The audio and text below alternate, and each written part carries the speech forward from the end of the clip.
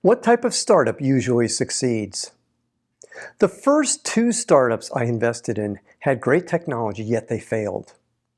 The next two startups I invested in also had great technology, and they are now worth billions. So if all the companies had great technology, why did the first two companies fail and the last two companies succeed? That's what today's video is all about. In today's video, I'll explain the biggest indicator of a successful startup, why it's the biggest indicator of a successful startup, and what you can do about it. I hope you like it. Hi, I'm Brett. On my channel, I help early stage startup CEOs like you raise money and grow your startup. So if this sounds like you, then hit the subscribe button and the bell so you get notified every time I release a new video. Let's get started, and let's start with what the biggest indicator of a successful startup is. The biggest indicator isn't your market, your technology, or even your traction. It's you, the CEO. When I look back at why the two startups I invested in failed, it was because the CEO wasn't strong enough. So what can you do to improve the odds of success and become an even stronger CEO? I've broken my list into three groups. Number one, team and culture. Number two, your leadership style. And number three, your external communication. So let's start with group one. Group one, team and culture. And let's start with number one on the list. Number one, you need to build a great team. If you haven't learned it yet, you will soon enough. The smartest thing you do as a CEO is building your company is focus on building a great team. A small, great team can do just about anything. So, what should you look for in your great team? You want team members that have integrity, because no matter how good someone might appear to be, you can't work with someone that lacks integrity. Next, you want to work with the best of the best.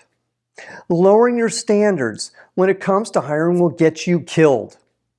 Then you want team members that are passionate about what you're doing. Passion and its cousin, fanaticism, are the glue that keeps a team together during the tough times. Finally, you want team members that fit your company culture. The way to think of this is that every team member you add should improve your company culture. If they don't improve your culture, then you shouldn't hire them. Next, now that we have a great team in place, you want to do number two on the list. Number two, give your team exciting work. You've got a great team. The easiest way to keep your team motivated is give your team exciting work to do. In fact, you should do more than give your team exciting work. You should give your team more authority, more autonomy, and more decision-making ability. That means that you and your executive team, if you have one, need to learn to delegate. The basic rule is you should try and delegate everything that someone else on your team can do well to that person. Then keep checking on the progress of your team. The key here is teaching your team that asking for help is a good thing, not a bad thing. If you can achieve this, you'll have a high-performing team that's executing really well. This leads to your next priority, number three on the list. Number three, build a great culture. A great company culture is the most likely indicator of a successful startup. There are a few things you need to have a great culture. First, you need to have the great team. Second, you've given your great team exciting work to do. The third thing is all about you, the CEO. If you are not the walking, talking, 24-hour, 365 days per year epitome of the culture you want to have, then you will fail. I'll go into more detail in the next section when we talk about your leadership style. Now, let's move to the next priority for you, which is number four on the list. Number four, recruiting is your highest priority. To build a great culture, you need to recruit a great team. That's why recruiting is your highest priority, because without a great team, you can't accomplish anything. expect to spend at least 50% of your time recruiting, and you should expect to interview at least the first 50 employees you hire. There are 3 reasons you want to do this. First, early employees are going to want to meet with you, the CEO, so you'll help close more people you recruit. Second, you want to make sure that everyone you hire fits the company culture. You can't allow brilliant jerks into your organization. Third, you're setting the example of how important recruiting is to the rest of the team. You can't be a manager if you can't recruit. Now let's move to Group 2. Group 2, leadership style. There's a lot to being a great leader, but I'm going to give you 3 things to focus on when it comes to your leadership style. Let's start with number 1 on our list. Number 1, be decisive. One of the biggest advantages a startup has is the ability to move fast. That means decisions should be made quickly. However, one of the hardest things for first-time CEOs to learn, especially if you come from an engineering background, is making quick decisions when you don't have all the information. Again, everyone on your team is looking at you. If you're slow making decisions, then expect your team to be slow making decisions too. I have 2 pieces of advice. First, trust your instincts and the data you have to make the decision. Second, it's okay if you make a bad decision because everyone makes bad decisions. Next, let's move to the second item regarding leadership style. Number 2, set high but clear expectations. Great teams want the expectations to be really high because they want to accomplish great things. So don't be afraid to lean in and do exactly that. Don't worry about offending your team. However, don't be a jerk either. One of the keys to making this work is communicating with your really great team that it's okay to ask for help. Now let's move to the third one on our leadership list. Number 3, be transparent with your team. Great CEOs build loyalty with their team. Your team's loyalty is earned through them trusting you. One of the best ways to earn your team's trust is through transparency. Share as much as you can with your team. This means not just the good news, but the bad news. For example, we shared all our financial information, good and bad, with our team. The payoff came about 3 years into our existence when we had to put the whole team on minimum wage for 6 weeks while we hoped to close our next round of funding. I explained to the team what we were doing and why we were doing it. The goodwill we built through transparency kept our team intact. No one quit. Now, let's move to Group 3. Group 3, external communication. There are 3 skills you need to master when it comes to external communication. Let's start with number 1 on our list. Number 1, learn how to manage your investors and board of directors. You might wonder what I mean by managing the board and investors.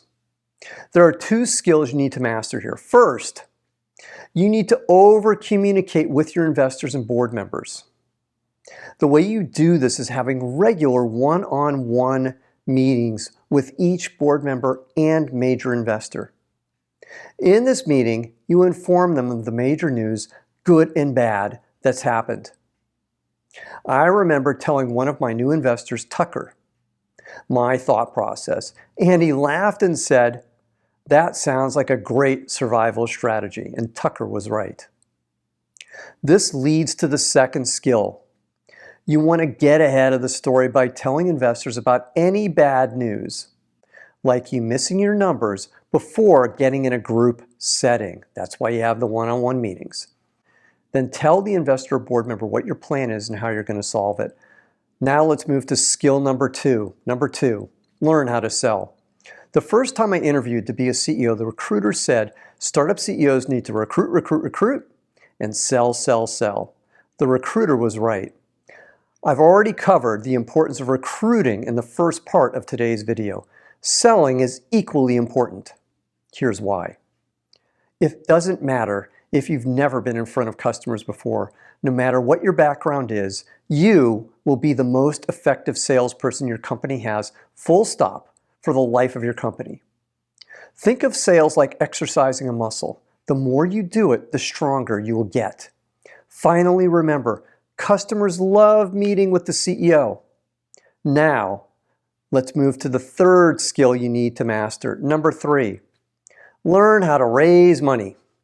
Fundraising is high-level sales. You are selling a piece of your company for a large amount of money. I have lots of videos on the specifics of raising money, but let me give you 2 things that you can work on today. First, practice your pitch a lot.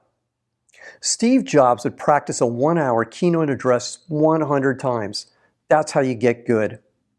Second, share your passion for your company's mission. I am not saying you need to be a showman. I am saying you should be the most excited version of yourself you can be. It works. Now, if this content is resonating with you, then please hit the like button right now. One final thought. The bet is on you. A large percentage of the investment bet in an early stage startup is on you, the CEO. Does the investor believe you are in the upper strata of CEOs? Does the investor want to work with you for the next 7 to 10 years of their life? Working on the 10 skills I review in today's video will help you get there. Now, I've got 2 more things for you today.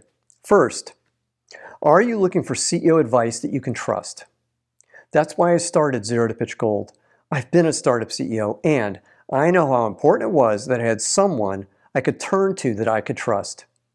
In my daily office hours, you can bring me your pitch, your deck, and your business questions, and I will give you direct and honest feedback.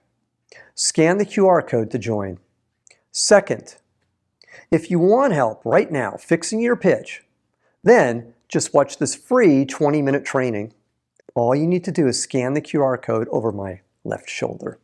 I'm Brett at brettjfox.com. Thanks for watching today. Take care. Bye.